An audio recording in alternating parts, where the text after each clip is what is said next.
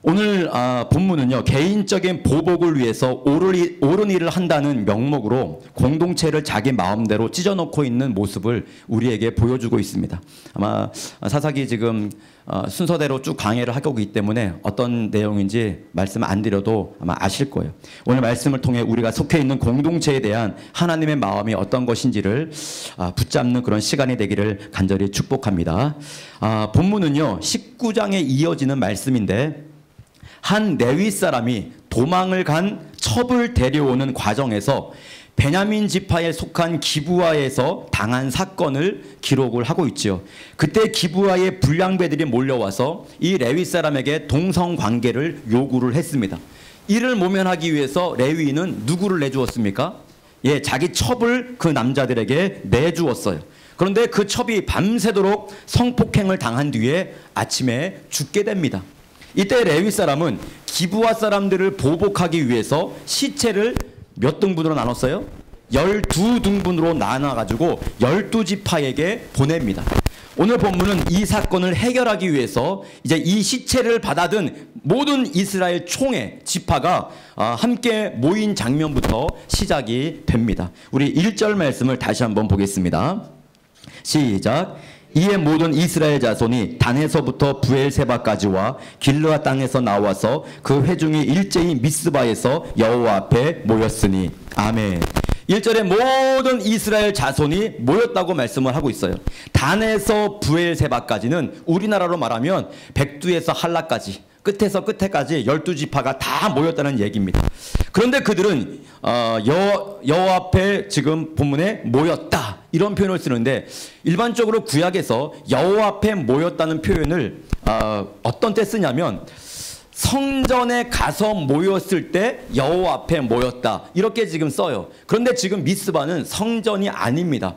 유치해 보건데 아마도 굉장히 이 사건이 아주 중요한 사건이라고 인식이 돼서 실로에 있는 법궤를 이쪽으로 옮겨오지 않았나 그렇게 추측을 합니다. 그래서 여호와 앞에 모였다는 것은 하나님 앞에 직접 나왔거나 아니면 법궤가 옮겨간 그 자리에 사람들이 모인 것을 의미하는데, 아마 두 번째 법궤가 지금 이 미스바에 온 것 같아요. 그리고 거기에 많은 사람들이 모였기 때문에 하나님 앞에 모였다 그렇게 이야기를 하는 것 같습니다. 한마디로 비상사태라는 겁니다. 그냥 이거 넘어갈 수 있는 그런 일이 아니라는 거예요. 자, 2절 말씀 한번 보겠습니다. 시작. 온 백성의 어른 곧 이스라엘 모든 지파의 어른들은 하나님 백성의 총회에 섰고 칼을 빼는 보병은 40만 명이었으며. 아멘. 수많은 이스라엘 사람들이 다 모였어요. 거기에는 어른들도 계셨어요. 그런데 중요한 것은 여기서 전쟁을 할 수 있는 칼을 빼는 보병이 몇 명이었어요? 40만 명. 40만 명이 지금 모였다는 거예요. 그러니까 대략 거기에 전체가 몇 명인지 몰라요. 수많은 사람이 모였는데 칼을 가지고 온, 전쟁을 지금 하러 온 그 사람들이 40만 명이었다는 거니까 보통 지금 많이 모인 것이 아니에요. 여러분, 지금 40만 명 모이면 지금도 엄청나게 많습니다. 그런데 거기에 플러스해서 어른들까지 모였으니 그거보다 훨씬 더 많겠지요. 여기 이 모임이 2절에 보니까 하나님 백성의 총회다 이렇게 이야기를 합니다. 그리고 40만 명의 전쟁할 수 있는 자가 있다는 거예요. 여기에 모인 그들의 생각이 무슨 생각이었는지를 잘 보여주고 있어요. 칼을 빼는 자가 40만 명 모였다. 어떤 생각을 가지고 모였습니까? 전쟁할 생각을 가지고 모였어요. 특별히 어느 지파를? 베냐민 지파, 기브아 사람들을 죽일 생각으로 여기에 모였다는 것입니다. 3절 읽겠습니다. 시작. 이스라엘 자손이 미스바에 올라간 것을 베냐민 자손이 들었더라. 이스라엘 자손이 이르되 이 악한 일이 어떻게 일어났는지 우리에게 말하라 하니. 아멘. 자, 이런 지금 상황을 베냐민 자손이 들었다. 그렇다면 이 지금 이 총회에는, 이스라엘 총회에는 베냐민 지파가 왔다 안 왔다? 오지 않았다. 멀리서 들었다는 거예요. 애초부터 오늘 이 이스라엘 지파들은 베냐민 지파를 완전히 소외시키고, 한마디로 요즘 말로 말하면 왕따를 시키고 그 지파를 죽이려고 이 자리에 모였다고 우리가 볼 수가 있어요. 베냐민 지파를 용서하고 자초지장을 듣고 또 평화를 이루고 이런 의지가 12지파에게는 없었고요. 아예 그 지파는 제외시키고 칼을 가지고 40만 명씩이나 되는 군인들이 모였다고 하는 것은 그 지파를 완전히 없애기 위한 마음이다. 우리가 그렇게 생각할 수가 있습니다. 3절 말씀 읽겠습니다. 시작. 이스라엘 자손이 미스바에 올라갔음. 4절 말씀이에요. 시작.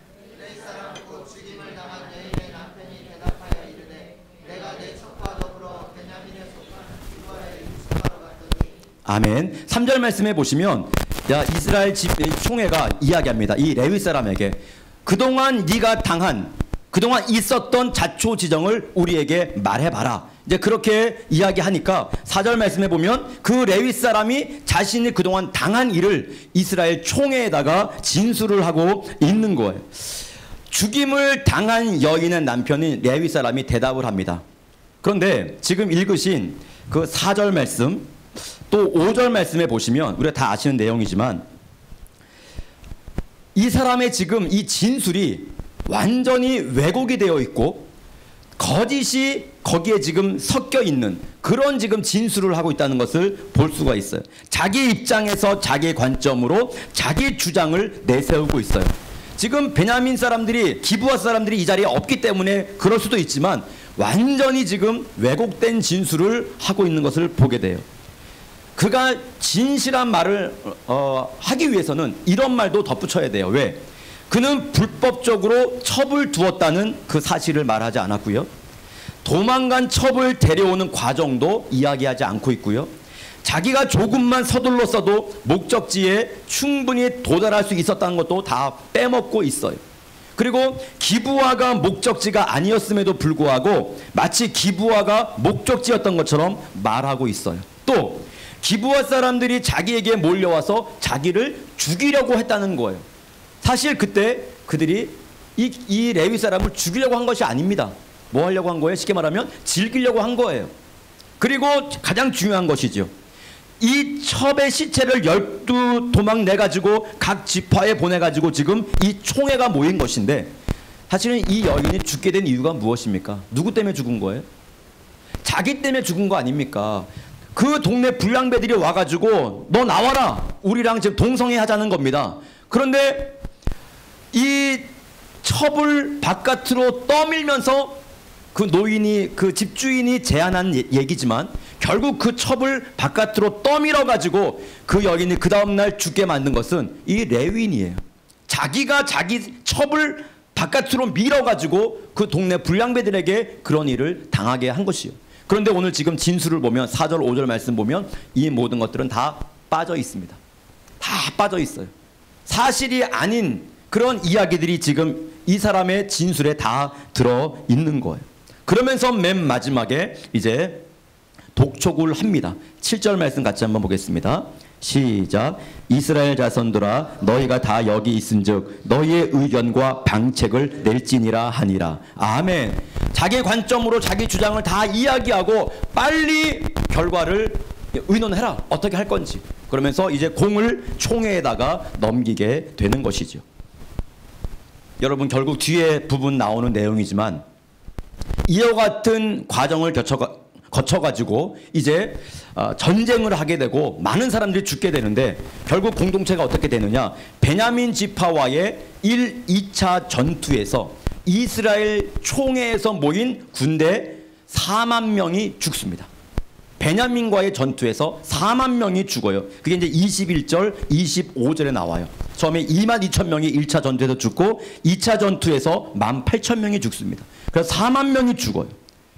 또 3차 전투에서는 베냐민 지파가 600명을 제외하고 다 죽었습니다. 베냐민 지파가 다 죽었어요. 완전 전멸당했어요.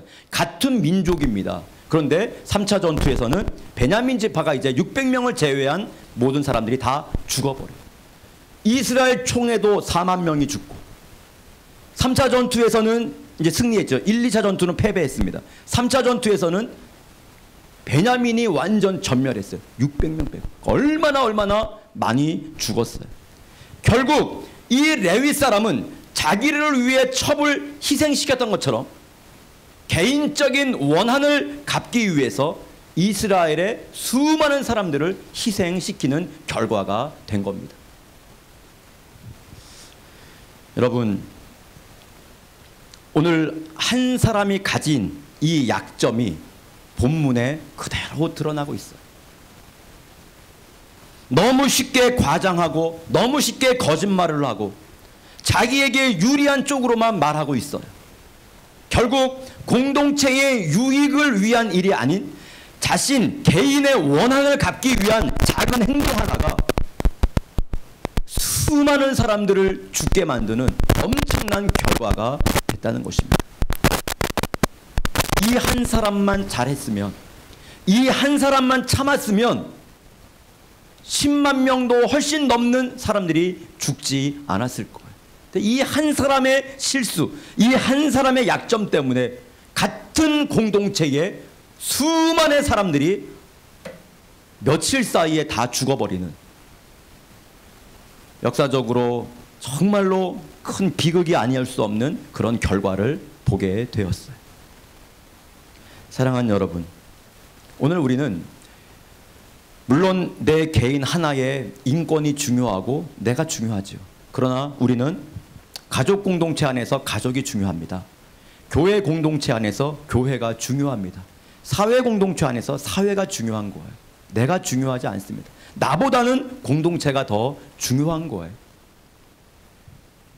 오늘 혹시라도 나 하나 때문에 가정이 어렵고 나 하나 때문에 교회가 어렵다면 오늘 우리는 이 말씀을 통해서 다시 한번 나 자신을 돌아보면서 오늘 가정의 평화를 위해서, 교회의 평화를 위해서, 또한 직장 다니시는 사업하시는 분들은 그곳의 평화를 위해서 나 자신이 한번 나를 돌아보고 또한 회개할 수 있는, 반성할 수 있는 그런 말씀이 되기를 간절히 축복합니다.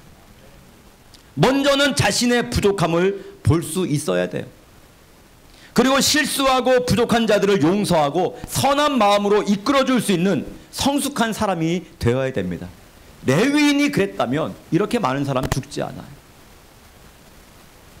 자, 그 다음 말씀 한번 볼까요? 8절 말씀 한번 우리 읽어보겠습니다. 시작. 모든 백성이 일제히 일어나 이르되 우리가 한 사람도 자기 장막으로 돌아가지 말며 한 사람도 자기 집으로 들어가지 말고. 아멘. 자, 레위 사람의 이 설득력 있는 도전에 모든 백성들이 일제히 일어났어요. 지금 8절 말씀 보니까 일제히라는 말은 이 한 사람같이 일어났다는 얘기죠. 11절에도 하나같이 합심하여 모였다, 이렇게 지금 말씀하고 있습니다. 형제 자매를 죽이는데 하나가 된 것입니다. 여러분, 사사기 1장을 시작하면서 이제 땅 분배를 하는 과정 중에 공동체를 위한 일에는 지파의 이해 득실을 따져가지고 열심히 전쟁에 참여하지 않았던 그 지파가 오늘 같은 형제를 죽이는 일에는 어쩌면 이렇게 하나가 되었는지 알 수가 없어요. 땅 분배 과정 중에 우리 사사기 1장 2장에 보시면 나와요. 그런데 여러 지파들이 우리는 힘이 든다, 강 건너가기가 어렵다, 이 전쟁에서 우리 좀 빼줘라 하면서 그 전쟁에서 발을 빼는 모습들을 우리가 봤어요. 그런데 오늘 같은 형제 베냐민을 죽이는 일에는 전체 이스라엘 총회가 다 모여가지고 오늘 8절에 뭐라 그래요? 모든 사람들이 다 하나같이 일제히 하면서 맨 마지막 8절에 보니까 한 사람도 자기 집으로 돌아가지 말라는 겁니다. 다 이 전쟁에 함께 참여해서 베냐민 지파를 죽여야 된다는 거예요. 못된 인간의 특성을 여기서 볼 수가 있어요. 살리는 일에는 하나가 되지 못하는데 죽이는 일에는 하나가 돼요. 다른 사람을 세우는 일에는 하나가 되지 못하는데 한 사람을 고립시키는 일에는 하나가 된다는 것입니다. 이게 인간의 못된 성질이죠. 이것은 비단 사회뿐만 아니라 교회 안에서도 우리가 심심찮게 볼 수 있는 모습이에요. 다른 사람 칭찬하는 것은 굉장히 인색합니다. 다른 사람 세워주는 것에 굉장히 인색해요. 그런데 가만히 보면 다른 사람을 내리고 깎아내리고 욕하는 데는 굉장히 마음이 풍요로워요. 풍성해요. 굉장히. 또 얼마나 하나가 되는지 맞아 하면서. 오늘 이스라엘을 보면 우리를 볼 수 있고 우리 공동체를 볼 수가 있는 것입니다. 사랑하는 여러분, 반대가 되시기를 바랍니다. 사람을 세우는데 하나가 되시고, 칭찬하는데 하나가 되시고, 공짜예요. 아끼지 말고 칭찬하세요. 아끼지 말고 박수 쳐주세요. 돈도 안 들어요. 죽이는 일에는 빠지십시오. 험담하는 일에는 빠지십시오. 비판하는 일에는 빠지세요. 복이 하나도 안 됩니다. 복 받으려면 원망, 비판, 불평하는 자리에서는 빨리 빠져나오십시오. 이 자리가 분위기가 심상치 않다 그러면 빨리 나오세요. 그리고 축복의 공동체로 들어가셔야 돼요. 아멘이십니까? 네, 그게 복되는 거예요. 우리 9절, 10절 말씀 계속 한번 보시겠습니다. 시작. 우리가 이제 기브아 사람에게 이렇게 행하리니 곧 제비를 뽑아서 그들을 치되 우리가 이스라엘 모든 지파 중에서 100명의 10명, 1000명의 100명, 10,000명의 1000명을 뽑아 그 백성을 위하여 양식을 준비하고 그들에게 베냐민의 기브아에 가서 그 무리가 이스라엘 중에서 망령된 일을 행한 대로 징계하리라 하니라. 아멘. 제비를 뽑는데 각 지파별로 몇 분의 몇씩을 뽑았어요? 10분의 1씩을 뽑아가지고 양식을 준비하고 징계하러 보내자고 결정을 합니다. 그들이 제비 뽑아 결정한 숫자가 4만 명이에요. 40만 명의 군인 중에 10분의 1을 뽑았으니까 4만 명이에요. 그런데 결국 여기서 제비 뽑아 놓은 4만 명이 나중에 결국 어떻게 된다고요? 다 죽습니다. 여기서 제비 뽑힌 사람은 다 1, 2차 전투에서 한 명도 남김없이 다 죽습니다. 얼마나 안타까워요. 11절 말씀이요. 시작. 이와 같이 이스라엘 모든 사람이 하나같이 합심하여 그 성읍을 치려고 모였더라. 아멘. 여기도 보시죠. 하나같이 합심하여 그 성읍을 치려고 모였더라. 자기 동족인데 힘들게 출애굽해가지고 지금 가나안에 들어와가지고 이제 시작을 하고 있는데 사사기 시대는 이제 시작이잖아요. 그런데 여기서 같은 지파를 완전히 죽이는 이 일에 일제히 합심하여 하나가 되고 있는 모습을 보게 됩니다. 얼마나 안타까운지. 나중에 다음 주에 21장 2절 3절을 또 보시겠지만 거기에 보면 베냐민 지파가 이제 없어질 정도가 됩니다. 그때 이스라엘 총회가 울면서 후회를 해요. 자신들이 한 행동을. 거의 베냐민 지파가 없어질 정도가 돼버리니까 그제서야 울면서 후회를 하는 모습을 보게 돼요. 자기 감정을 다스리지 못하고 기도하며 결정하지 않았기 때문에 이런 일들이 일어나게 된 것입니다. 그 내용은 또 뒤에 한번 살펴보겠습니다. 나의 욱하는 감정, 나의 성급한 결정, 신중하지 못한 행동이 공동체를 무너뜨릴 수 있습니다. 정말 하나님의 뜻을 찾고 더 나은 방법을 모색하고 더 나은 길을 발견하기 위해서 하나님 앞에 나아갈 수 있는, 하나님께 물어볼 수 있는 그런 공동체가 되기를 간절히 축복합니다. 공동체의 건강을 위해 더 많이 고민하고 더 많이 생각하고 더 많이 무릎 꿇는 그런 귀한 교회가 되기를 간절히 축원합니다. 우리 12절로 14절 말씀 같이 보겠습니다. 12절로 14절 시작. 이스라엘 지파들이 베냐민 온 지파의 사람들을 보내어 두루 다니며 이르기를 너희 중에서 생긴 이 악행이 어찌 됨이냐. 그런즉 이제 기브아 사람들 곧 그 불량배들을 우리에게 넘겨주어서 우리가 그들을 죽여 이스라엘 중에서 악을 제거하여 버리게 하라 하나 베냐민 자손이 그들의 형제 이스라엘 자손의 말을 듣지 아니하고 도리어 성읍들로부터 기브아에 모이고 나아가서 이스라엘 자손과 싸우고자 하니라. 아멘. 이스라엘 총회는 베냐민 온 지파의 사람들을 두루 보냈습니다. 그리고 기브아 사람들 그 불량배들을 넘기라고 얘기합니다. 이 말을 듣고 베냐민은 그 이야기에 순종하지 않았어요. 물론 자존심의 문제도 있었을 것이지요. 왜? 총회가 모일 때 자기들만 쏙 빼어났습니다. 이게 또 기분 나빠요. 그리고 기브아 사람 전체를 불량배로 간주하는 것도 그렇고 기브아 문제를 베냐민 지파 전체의 문제로 확대한 것도 기분이 나빴을 거예요. 하지만 오늘 우리가 본문의 맥락을 보면 더 중요한 이유가 뭐냐? 베냐민 지파는요, 이와 같은 상황 속에서 정말 우리가 잘못을 했구나.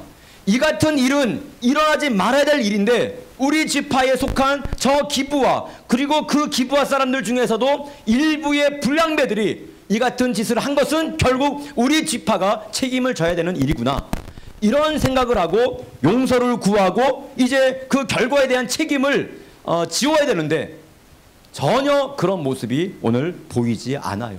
그러니까 그 죄를 별로 대수롭지 않게 생각을 했던 것 같아요.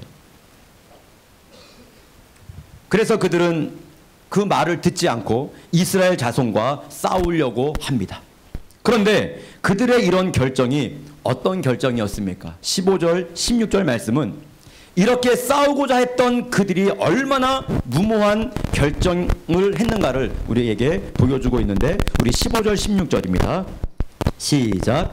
그때에 그 성읍들로부터 나온 베냐민 자손의 수는 칼을 빼는 자가 모두 26,000명이요 그 외에 기브아 주민 중 택한 자가 700명인데 이 모든 백성 중에서 택한 700명은 다 왼손잡이라 물매로 돌을 던지면 조금도 틀림이 없는 자들이더라. 아멘. 고작 몇 명 모였어요? 베냐민 지파 전체에서 26,000명이 모였어요. 그리고 기브아 주민 중에서 700명의 물맷돌 조금 잘 쓰는 사람 모였다고 합니다. 하지만 이스라엘 총회의 전체 칼을 뺀 자는 40만 명입니다. 10분의 1도 안 되는 그런 숫자예요. 아무리 실력이 뛰어나도 이건 무모한 전쟁이라고 우리가 할 수가 있겠어요. 자, 그 다음 보시죠. 18절 시작.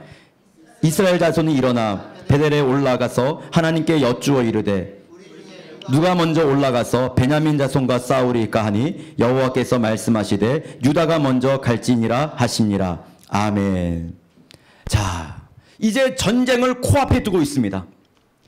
그때 이스라엘 자손이 일어나서 베델로 올라가 뭐를 하고 있어요? 18절 보니까 기도를 하고 있어요. 하나님께 여쭈어 이르되, 이건 기도했다는 얘기입니다. 기도를 하고 있어요. 그런데 기도의 내용을 한번 보시면 뭐라고 기도를 해요?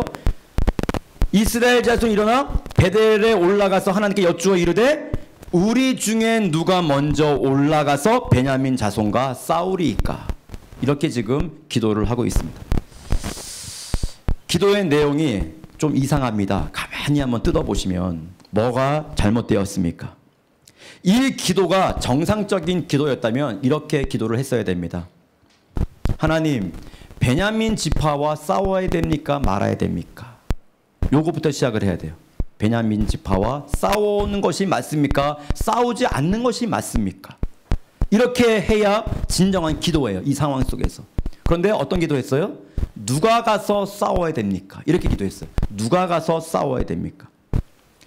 이스라엘 총회는 이미 싸움을 하기로 결정해 놓고 이 싸움을 어떻게 할 것인가를 하나님께 묻고 있습니다. 이것은 이미 결정을 내린 뒤에 하나님의 허락을 받으려는 아주 좋지 않은 기도의 예입니다. 결국 이것 때문에 어떻게 되었죠? 기도는 했지만 실패하게 됩니다. 1차 전쟁에서 실패했잖아요. 하나님께서 뭐라고 해요? 지금 하니까 보셨어요? 싸우리까 하니 18절 마지막에 여호와께서 말씀하시되 유다가 먼저 갈지니라 하시니라. 그런데 실패했어요. 왜 실패했습니까? 하나님의 응답에 승리에 대한 약속이 빠져 있어요. 28절 말씀 다음 주에 보겠지만 28절 말씀에는 뭐라고 말하냐면 너희가 이기리라, 너희 손에 붙이리라. 기도했어요. 또 이스라엘이 자꾸 실패하니까 또 기도해서 3차에 세 번째 1, 2차 전투에서 다 패배합니다. 3차 전투에서는 또 기도했어요. 그랬더니 하나님께서 너희가 이기리라, 너희 손에 붙이리라. 하나님께서 승리에 대한 응답을 하셨어요. 그런데 1, 2차 전투에는 승리에 대한 응답이 없어요. 누가 가서 그냥 싸워라 이렇게 얘기만 하셨다는 거예요. 그래서 우리는 오늘 기도도 참 잘해야 됩니다. 많은 분들이 기도하고 했는데도 망했다고 합니다. 응답을 받고 해야 됩니다. 응답을 받고 해야 돼요. 확신을 가지고 마음의 평안을 가지고 해야 돼요. 급하게 때우듯이 기도하지 말아야 됩니다. 일방적으로 하나님께 통보하듯이 기도하면 안 돼요. 그것이 하나님의 뜻이라면 기도하지 않아도 될 거예요. 우리가 하는 모든 것이 하나님의 뜻이에요. 그러면 기도하지 않아도 되겠죠. 그러나 그것이 하나님의 뜻이 아니라면 하나님께서 나에게 거절할 수 있는 시간을 주십시오. 안 된다. 마음에 불편이 와요. 혼란이 와요. 정리가 안 돼요. 평안이 없어요. 하나님이 거절하는 거예요. 거절할 수 있는 시간을 드리셔야 돼요. 하나님, 나 이거 할 거니까 알아서 하세요. 아멘. 안 돼요. 그러면서 하는 말이 기도했는데요? 이렇게 얘기해요. 그건 기도를 한 게 아니라 통보를 한 거예요. 통보를 한 거. 많은 분들이 새로운 것들을 시작하면서 그렇게 해버립니다. 통보하고 시작해요. 승리에 대한 확신을 하나님이 주셨어요? 받지 않았어요.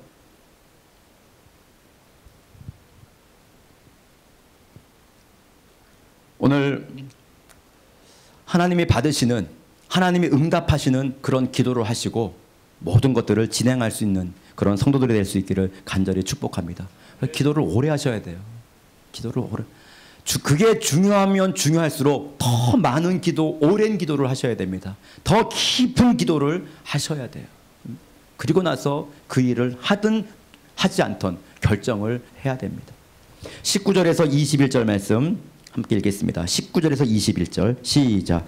이스라엘 자손이 아침에 일어나 기브아를 대하여 진을 치니라. 이스라엘 사람이 나가 베냐민과 싸우려고 전열을 갖추고 기브아에서 그들과 싸우고자 하며 베냐민 자손이 기브아에서 나와서 당일에 이스라엘 사람 22,000명을 땅에 엎드러뜨렸으나. 아멘. 1차 전쟁에서 이스라엘 백성들이 참패하는 과정이 기록되어 있습니다. 이스라엘 자손이 아침에 일어나 기브아를 대해서 진을 쳤어요. 그러자 베냐민 자손들도 나와서 그들과 맞붙어서 당일에 이스라엘 군대가 22,000명 전사를 했습니다. 베냐민의 피해는 별로 크지 않았기 때문에 완벽한 패배를 지금 이스라엘에 당한 거예요. 이스라엘 사람들은 1차 전쟁에서 실패한 뒤에 엄청나게 낙심을 했겠지요.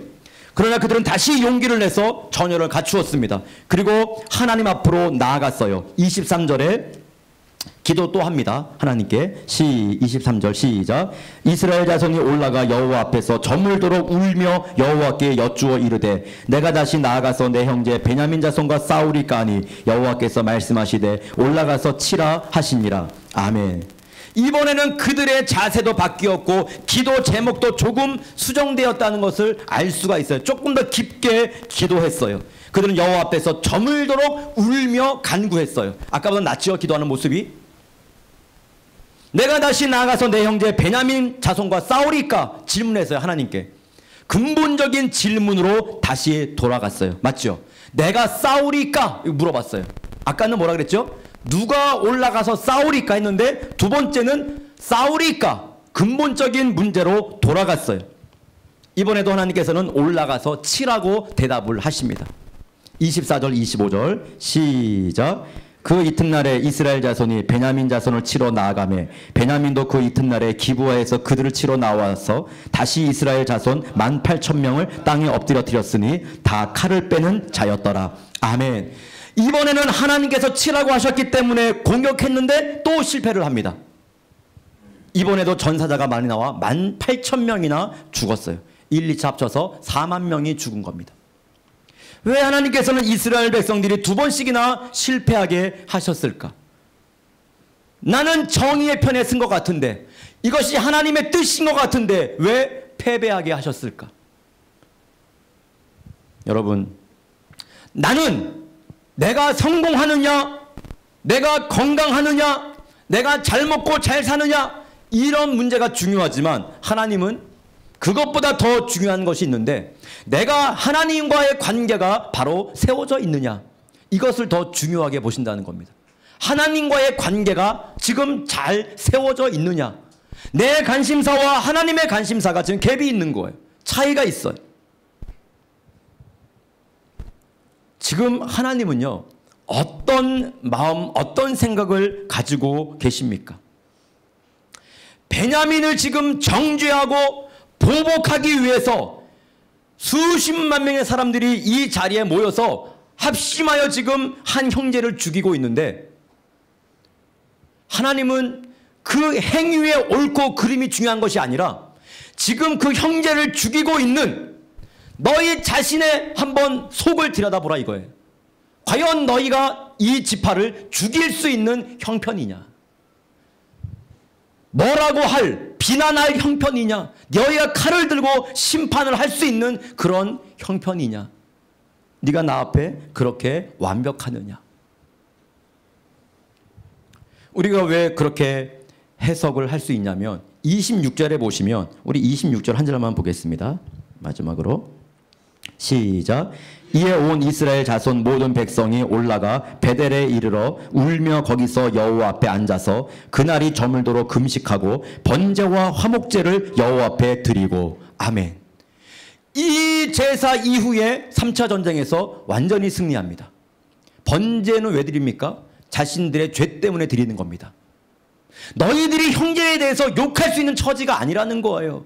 누가 누구를 죽이고 누가 누구에게 승리할 수 있는 그런 지금 상황이 아니라는 거예요. 너희들 먼저 바로 쓰고 나서 공동체에 대해서 이야기하라는 겁니다. 너희들이 먼저 바로 쓰고 나서 누구에 대해서 이야기하라는 거예요. 자기도 바로 서지 않았으면서 뭐 공동체가 이렇고 누가 이렇고 말하지 말라는 겁니다. 그 말은 설득력이 없어요. 그 말에는 힘이 없어요. 오히려 더 하나님 앞에 비난만 받을 뿐이라는 얘기입니다. 정의롭게 모인 것 같고 하나님의 일을 위해 모인 것 같고 오늘 나쁜 짓을 한 사람을 처단하기 위해서 모인 의로운 모임 같았지만 결국 자신들로 하나님 앞에 바로 서지 못한 그런 베냐민 지파의 한 사람과 같을 뿐이라는 얘기죠. 내가 옳은 말을 한다는 것, 내가 옳은 일을 한다는 것보다 더 중요한 것이 있습니다. 그것은 내가 옳은 사람이 먼저 되는 겁니다. 내가 바른 얘기하는 것 중요하지요. 더 중요한 건 내가 바른 사람이 되는 거예요. 예? 남을 비판하는 것 중요합니다. 그러나 과연 내가 남을 비판할 수 있을 만큼 깨끗한가? 그것을 보는 게 더 중요한 거예요. 많은 사람들이 스스로 머리가 좋다고 합니다. 똑똑하다고 합니다. 그래서 바른 말, 정의로운 말 마음대로 막 뱉어요. 하나님은 그걸 기쁘게 여기지 않아요. 먼저 자신을 보고 그리고 연약한 자들을 용서하고 함께 하나님이 기뻐하시는 곳으로 나아가는 그런 자를 하나님은 기뻐하시는 겁니다. 그때 우리의 말에 권위가 있고 사람을 변화시키는 힘이 있는 거예요.